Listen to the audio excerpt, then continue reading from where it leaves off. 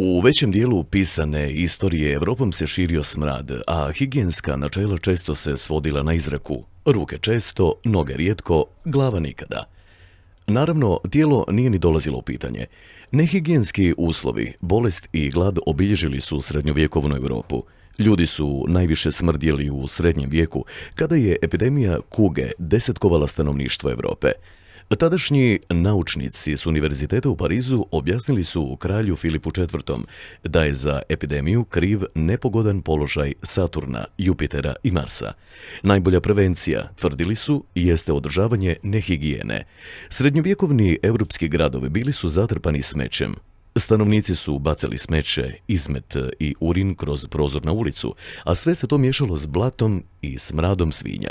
Kupaonice su postale luksuz, a buhe, uši i ostale bube preplavile bogate i siromašne kuće u većim gradovima, poput Londona i Pariza.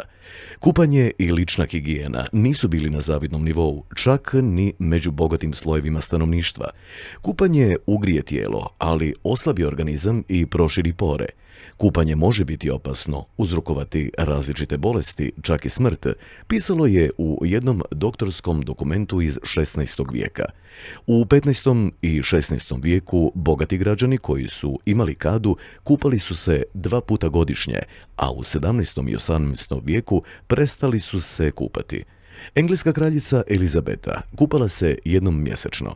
Kraljica Izabela Španska zaklela se 1601. godine da se neće okupati i presvući sve dok traje opsada Ostendea. Opsada je potrajala 3,5 godine. Francuski kralj Louis XIV. Prvi put se okupao kada mu je bilo 7 godina, i to po savjetu ljekara. Kako mu se nakon toga zdravstveno stanje pogoršalo, zakleo se da se više nikada neće oprati, a njegov smrad postao je legendaran.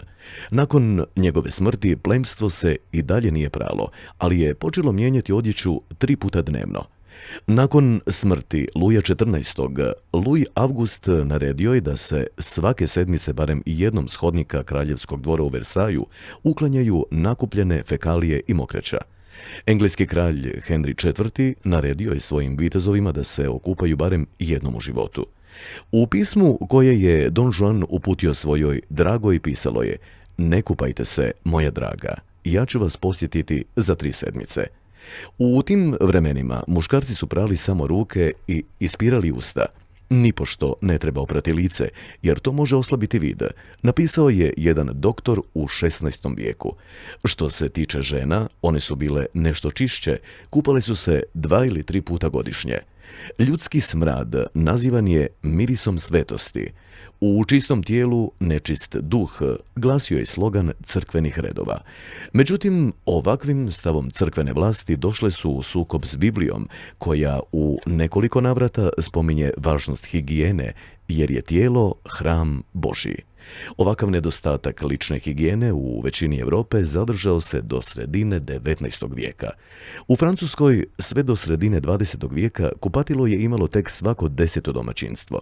Ipak nisu se svi Evropljani odbijali kupati.